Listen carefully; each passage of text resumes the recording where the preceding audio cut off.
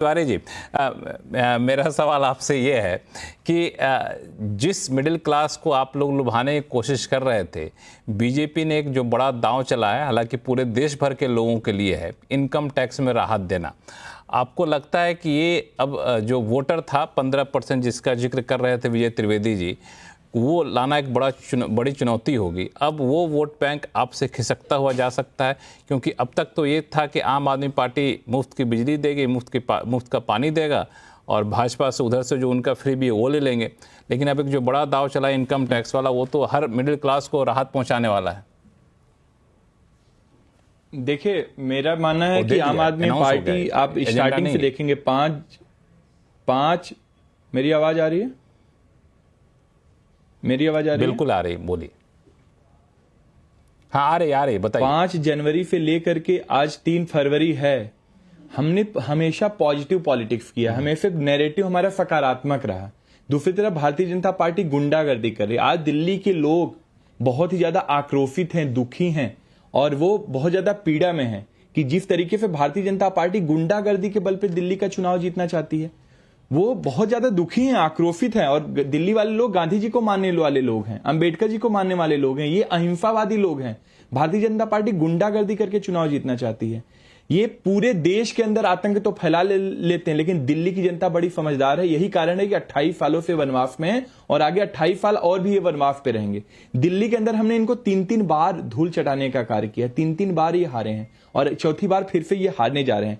जो आपने सवाल पूछा कि जहां तक मिडिल क्लास की बात है, दिल्ली की जनता एक बात से और भी दुखी है कि हम 2 करोड़ दिल्ली वाले मिलकर के लगभग 1,75,000 करोड़ रुपए टैक्स के रूप में केंद्र सरकार को देते हैं। हमें बदले में क्या मिलता है? 325 करोड़ रुपए मिलता है, नंबर 1। नंबर 2, जहां तक मिडिल क्लास की बात करें, 12 लाख रुपए स्लैब की घोषणा तो कर दी है, लेकिन वित्त मंत्री जी कहते हैं कि 1 हफ्ते बाद हम लेकर के आएंगे इनकम टैक्स बिल। वो क्यों लेकर आएंगे? क्योंकि दिल्ली का चुनाव जब तक हो चुका होगा।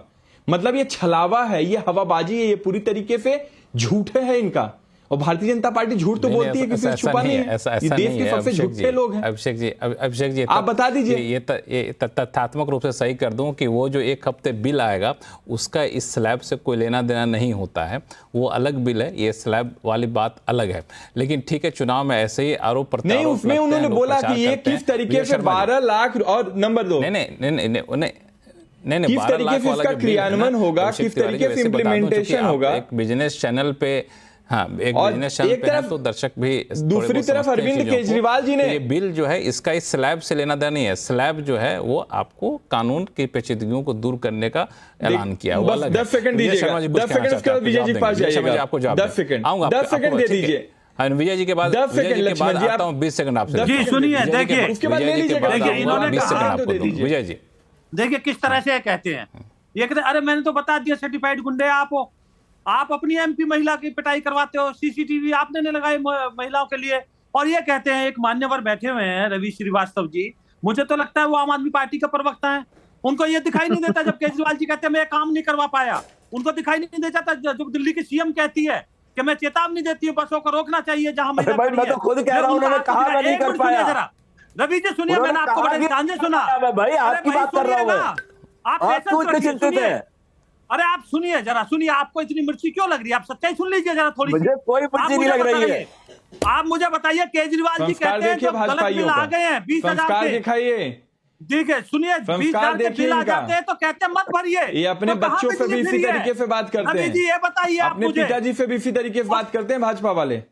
अरे आप अपने पिताजी से बात कीजिए, आप अपने पिताजी के साथ क्या करते हैं, अपनी बहनों के साथ क्या करते हो, अपनी माताओं के साथ क्या संस्कार करते हो? आपका दिख रहा है चैनल पे, अरे राष्ट्रीय चैनल पे आपका संस्कार दिख रहा है। कैसे वहाँ घर में पीटते हो, आप चीफ सेक्रेटरी को पीटते हो, आप गुंडागर्दी करते हो। आप महिला सम्मान की बात करेंगे, रमेश बिधूड़ी से ट्रेनिंग लेने वाले लोग, चिन्मयानंद के स्कूल में पढ़ने वाले लोग, ब्रिजभूषण शरण सिंह के लोग हमें बताएंगे महिला सम्मान की बात। हम तो महिला सम्मान के लिए क्या क्या अरविंद केजरीवाल जी कर लिए, हर महिलाओं के दिल में बसते हैं, कोई किसी के बेटे हैं, किसी के भाई हैं।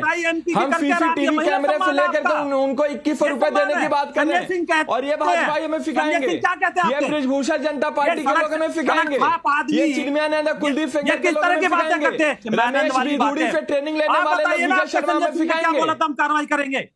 आपने संजय सिंह ने बोला था ना हम कार्रवाई करेंगे, गलत हुआ है। क्या कार्रवाई की आपने बताइए जरा। चीफ सेक्रेटरी को रात को आप पीटते हो, आपके एमएलए जो बदमाश हैं वो पीटते हैं, उनके खिलाफ मुकदमा दर्ज है। ब्रिजभूषण शरण सिंह को नवाजा जाता भारतीय जनता पार्टी द्वारा, आप बदमाशों की चिन्मयानंद को सांसद बनाया जाता है, गृह मंत्री बनाया जाता है भारतीय जनता पार्टी द्वारा। आप तो इतने ये हमें गिरे हुए हो बताएंगे। जो पाकिस्तान ये महिला सम्मान की बात करते लगता है दाऊद इब्राहिम अहिंसा पे उपदेश दे रहा है। जेनोसाइड होता ये भाजपा बताएंगे हमें। अरे आपने मुझे लगता है केजरीवाल जी का ज्यादा परछाया पड़ गया आपके ऊपर। मतलब कितना आप थोड़ा सा हास्यास्पद उनके है भाई परछाई ये। से बाहर निकल जाइए। कितना हास्यास्पद है। झूठे हमारे कहावत है, सूप तो बोल ही रही थी, चलनी भी बोलने लगे जिसको 32 छेड़ा है, जिसको 32 छेड़ा है वो भी बोल रहे हैं। ये भाजपा महिला सम्मान की बात करते हैं, कर रहे थे। इन दोनों को शांत कर दीजिए, विजय त्रिवेदी जी के पास चला जाए। विजय जी, जिस तरीके का बहस है ये तो रुकने वाला है नहीं, आरोप प्रत्यारोप चलता रहेगा।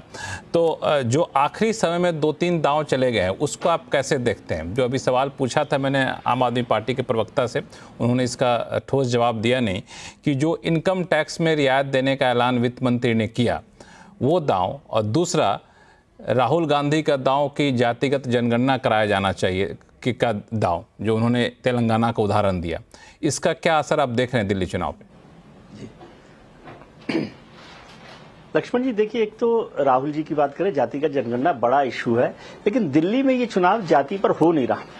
इवन जाति की छोड़िए, भारतीय जनता पार्टी की जो कोशिश पहले हुआ करती थी वो भी नहीं है, कि धर्म पर भी नहीं हो रही है कि उसका एक पोलराइजेशन कर दिया जाए। ये चुनाव पूरा का पूरा क्लास का चुनाव हो रहा है दिल्ली में, upper class, lower class, middle class, EWS वो। तो उसमें राहुल गांधी की जातिगत जनगणना का असर देश भर में भले ही हो रहा हो, लेकिन आज इस पर असर नहीं दिख रहा।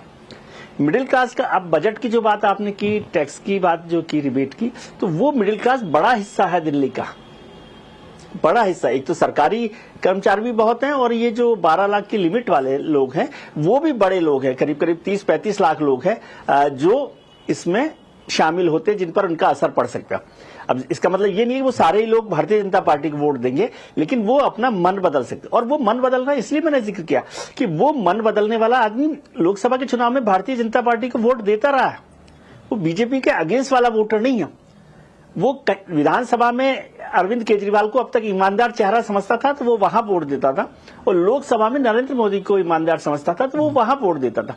तो इसलिए वो 15% वोट या वो मिडिल क्लास वोट बीजेपी के अगेंस्ट वाला वोट नहीं है, बीजेपी से डिविएट होने वाला वोटर है जो अरविंद जी के पास आ जाता है। तो उसमें से कितना वोट भारतीय जनता पार्टी के पास जा सकता है, ये एक महत्वपूर्ण फैसला होगा, और वो पूरे चुनाव की रफ्तार को, चुनाव की दिशा को बदल सकता है। लेकिन ये कहना कि वो सारा बदल जाएगा, सारा उनके पास चला जाएगा, ऐसा नहीं है।